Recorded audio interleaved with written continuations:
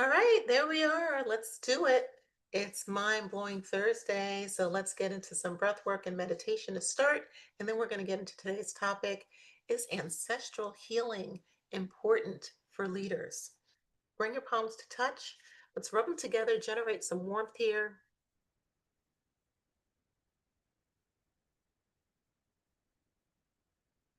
And then take your right hand to your heart. Take your left hand to your belly button.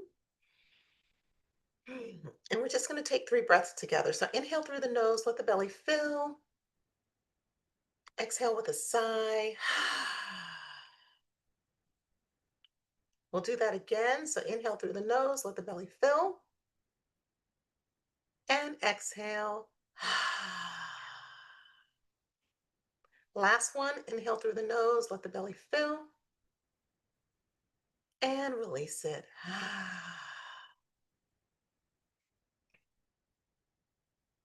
All right, so come to a comfortable seat. Wherever you are, you want your back to be straight.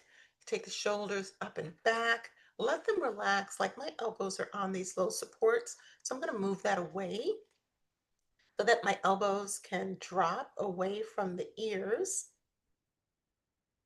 And for today, let's do palms facing up. So palms facing up is more of a receptive posture. And then bring the awareness to the breath.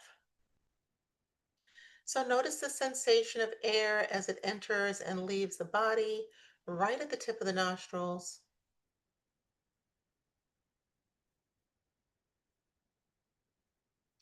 You might notice it's cooler on the inhalation, warmer on the exhalation. Just stay with it, just noticing the breath.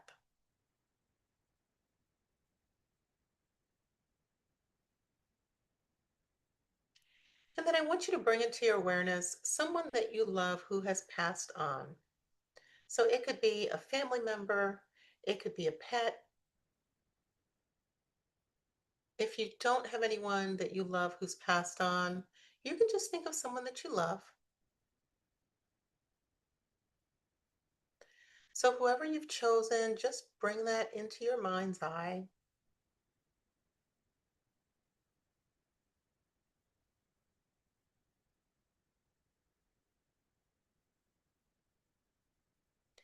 And then on your next breath, I want you to imagine that you're just exhaling gratitude. Exhaling gratitude for this person or this animal, this creature, whoever you're thinking of. Just on every exhalation, exhale that gratitude for them.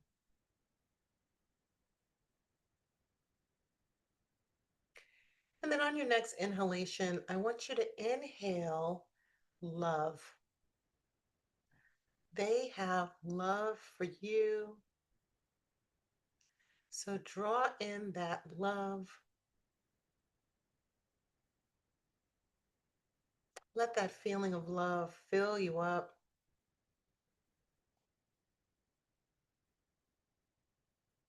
And continue to exhale that gratitude. Almost as if you are using your magic wand and just spreading gratitude all over them from head to toe, covering their body in gratitude. And then inhaling the love they have for you, and letting that love get into all of the cells in your body,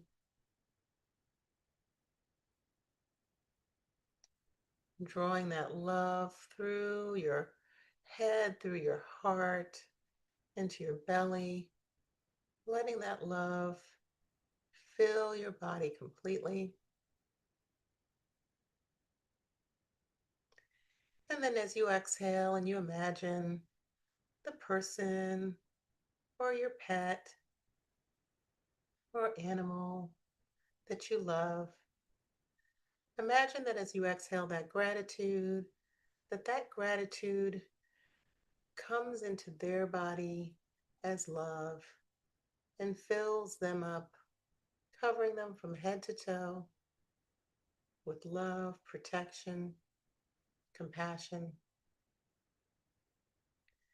And then just stay with that visualization. Inhaling love, exhaling gratitude. Inhaling love, exhaling gratitude. Cycling through that breath. Inhaling love, exhaling gratitude.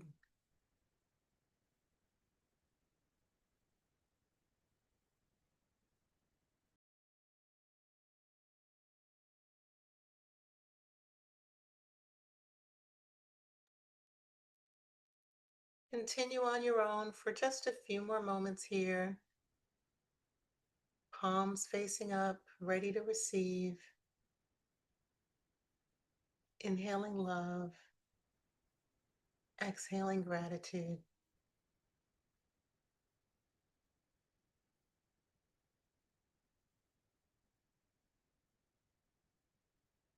Completely filling up with that love,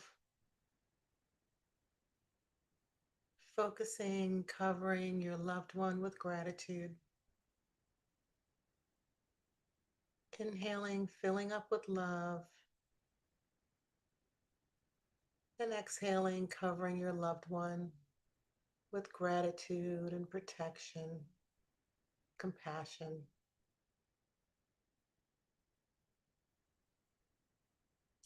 Inhaling that beautiful love from your loved one, letting it fill every cell of your body, and exhaling gratitude.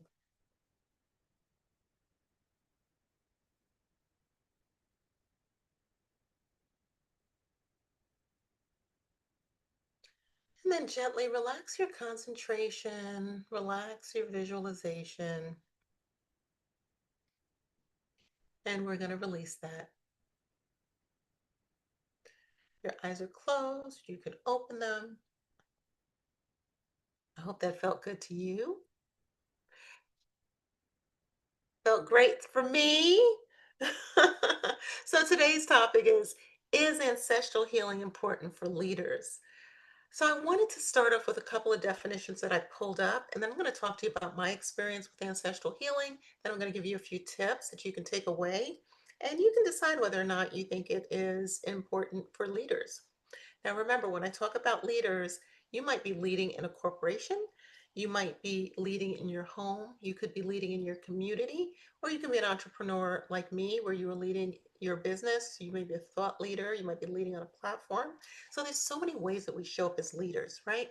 But when you think of leadership, anytime somebody is watching you, looking up to you, modeling you, you are leading. So it's important to be aware that you are leading, even if sometimes we don't think of ourselves as leaders, or we might think of ourselves as leaders at work, but maybe not at home, maybe not in our communities, right? Okay. So the first definition I was looking at is around ancestral healing. It says ancestral healing is the processing of acknowledging, I'm sorry, is the process of acknowledging, understanding, and releasing unresolved trauma, pain, and limiting patterns passed down by our family lineage.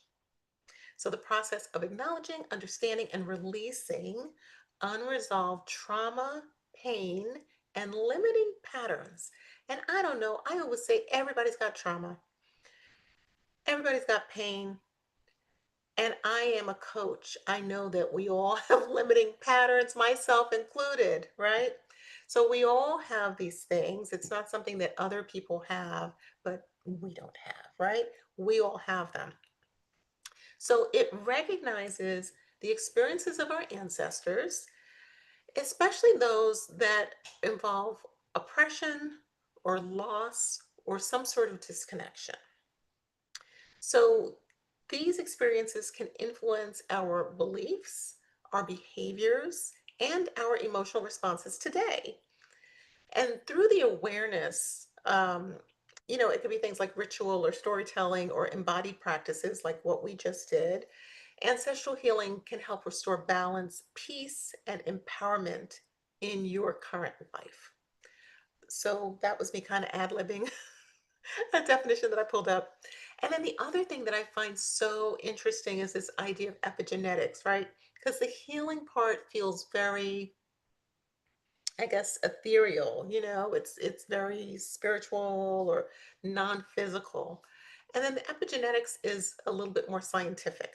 So the definition that I pulled for epigenetics is the scientific study of how behavior and environment can cause changes that affect the way that genes work. So it doesn't change the actual gene, but it changes the gene expression, the way that the gene sequence works. So trauma, stress, even love, powerful emotions, right, can switch on or off certain genes. So that means that emotional and physical patterns can be inherited, right? But they can also be transformed by the ways that we heal ourselves and the way that we're conscious or mindful, the way we take care of ourselves. So those are two kind of ways of looking at it, but to me, they're all the same, right? They're all the same. So ancestral healing includes all of that. This idea that, the people who were here before us, our father, mother, grandparents, great grandparents, etc., that they impact how we are today. And it's not always just because of the way they raised us and the things that they say and do, but really on a spiritual plane and on a non-physical level. I in my personal experience, connecting with my ancestors, because now both of my parents are gone, two of my sisters are gone. Of course, my grandparents are no longer here. A lot of aunts and uncles. So what I like to do is I do a special meditation where I ask for guidance, and I open that door to conversation. You'd be surprised who would speak to you if you open the door. Now, when you do it, you want to be careful. So you don't want to just open the door and just let any old um, tricky spirit talk to you. You want to be very specific about who you want to talk to, or just that whoever you're speaking to is coming from a place of love and compassion, right? Because we all have ancestors who were not particularly kind, and maybe some who were violent and oppressive and awful, right? So I ask for guidance in my meditation. Um, you know, Many people believe that some people can channel and speak to people who are on the spiritual realm, but then some people say everybody can channel. And it's just a matter of whether or not we try to and we tap into that. I know for me, I have gotten some profound messages once I started tapping into it. So that is one way that you can heal, by having conversations that maybe you were not able to have while your loved one was alive. You may be able to have them in a different way once they've passed on. So guidance is one, meditation is one. That kind of channeling conversation may or may not happen. It might be something that you're curious about. Um, and then journaling. So free writing is a way that, look, I'm doing this, but you can't see me. Free writing is a way that sometimes spirit may speak to you. You may actually get messages.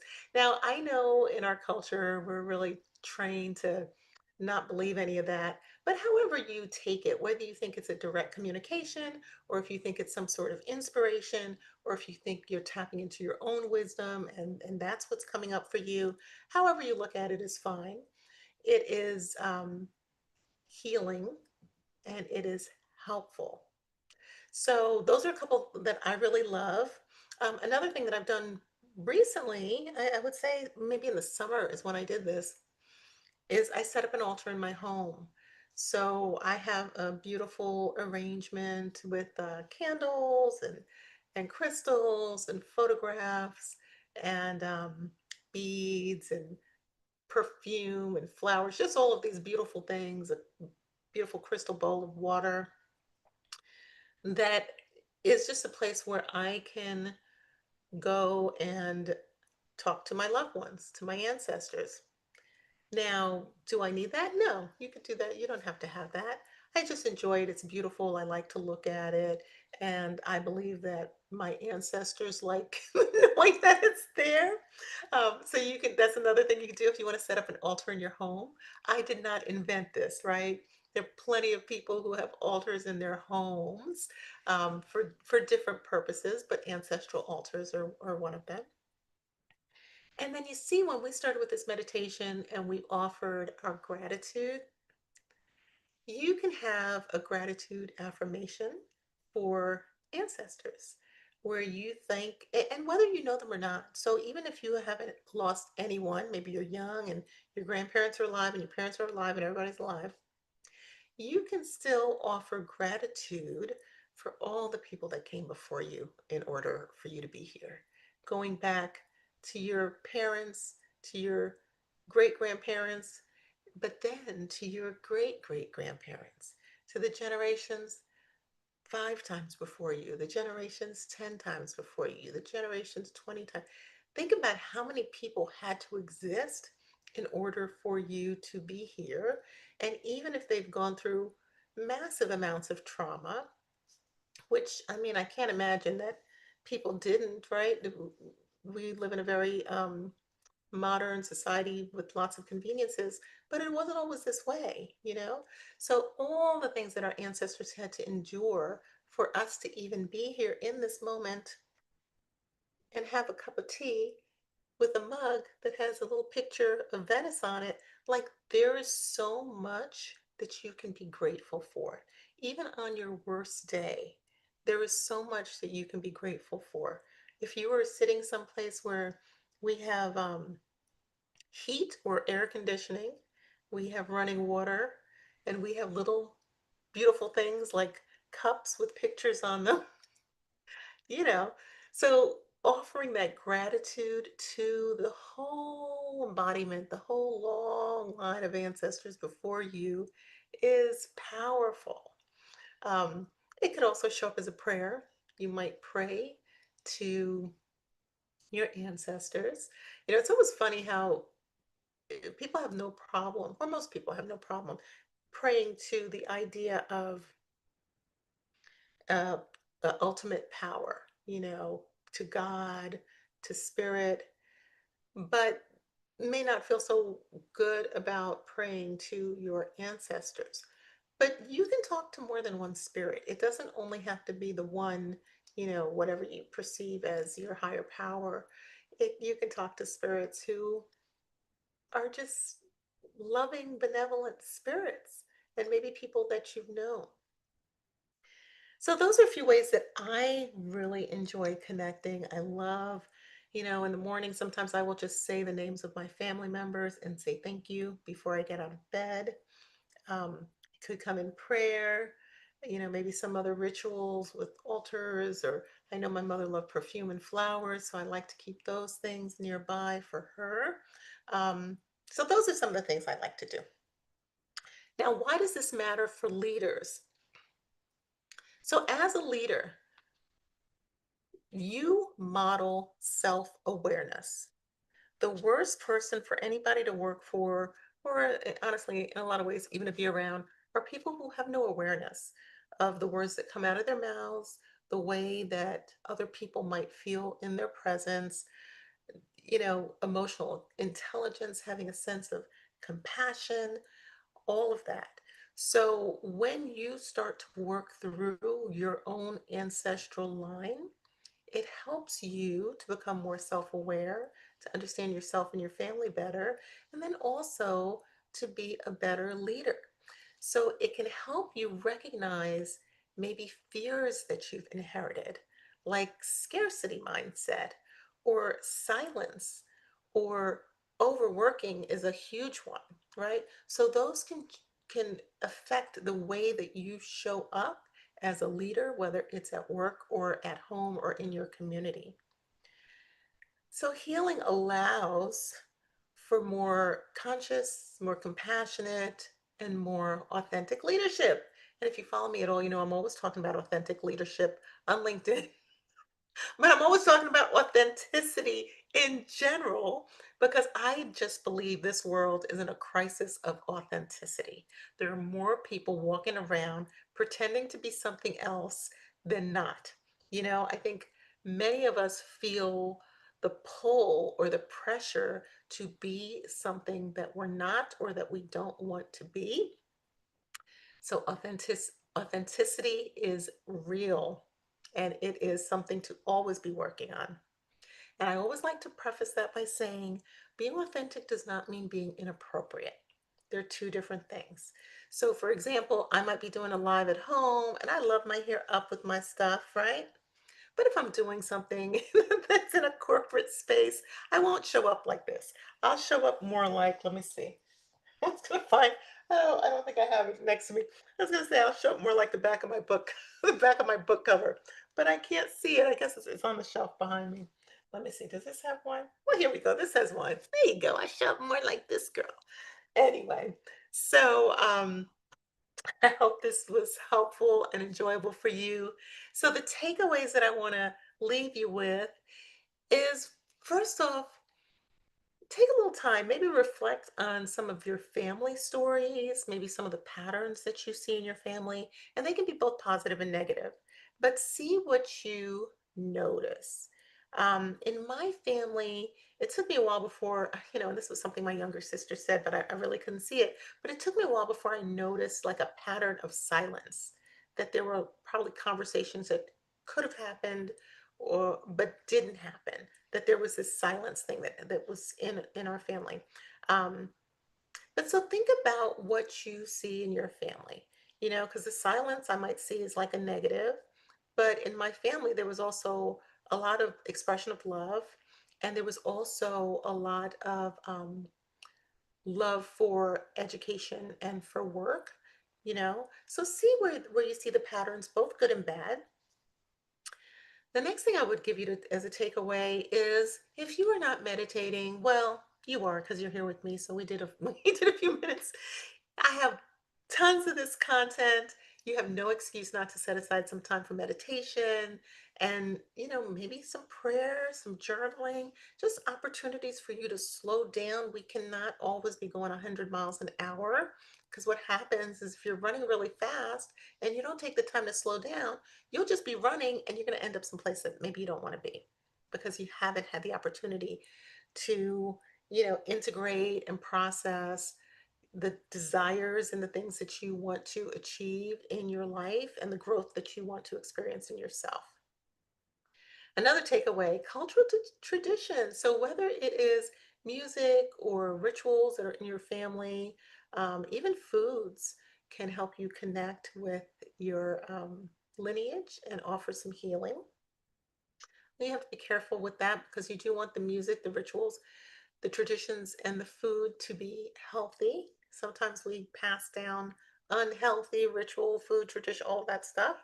And then you can also work with a therapist, work with a coach, work with an energy healer if this is something that you want to get a little deeper into. And of course, I am a coach. You guys can always reach out to me, schedule some time. I'd love to spend some time with you. All right, I have a mantra. This is the same one I used last week, but I feel like it has a different hit this week. So the mantra is I do not get value from production. My value comes from being. I do not get my value from production. My value comes from being. Because so many times, if you are a person of color, of African descent, we may have it in our history. Well, we know we have it in our history for most of us, that there is a history of being worked without being paid. Right? And this idea that if I just work harder, if I just work, that I don't deserve rest. I am a beast of burden. I wake up and I work, and only when I collapse is it over, right? I can always do more. I can always do more. So that can be deeply ingrained in your body if you are a person of color or a person of African descent. This idea that if you're awake, you should be working, that you should always be productive. And I start going like this because that's how it starts making me feel. Anyway, so the mantra was, I do not get my value from production. My value comes from being. You are not a tool. You are not, you are not a piece of equipment. All right, I'm off my soapbox. Let's catch a breath. Bring your palms together. Right hand to the heart, left hand to the belly. Inhale through the nose, let the belly fill. Exhale with a sigh. Again, inhale through the nose, let the belly fill. And exhale. Last one, inhale through the nose, let the belly fill. And exhale. All right. I would say I'm going to make these shorter and then I just keep talking. So try again next week. Get this down to 15 minutes. Anyway, if you are watching me on YouTube, please like, subscribe to my channel. If you aren't getting my newsletter, Mind Blowing Monday 123, or if you're not in the Mind Blowing Happiness Circle, make sure to sign up on my website. It's trishahjelroberts.com, or you can go to mindblowinghappiness.com. And each week you'll get one quote, two questions, and three ways to lead with joy for the upcoming week. It'll also keep you updated on events that I have coming up, like the Ghana retreat that's going to be taking place next year, or the vision boarding workshops we have coming up next week. But there will be more. So, make sure you get on my list so you get that information. I wish you freedom, alignment, and effortless abundance. Enjoy the rest of your day. Bye bye.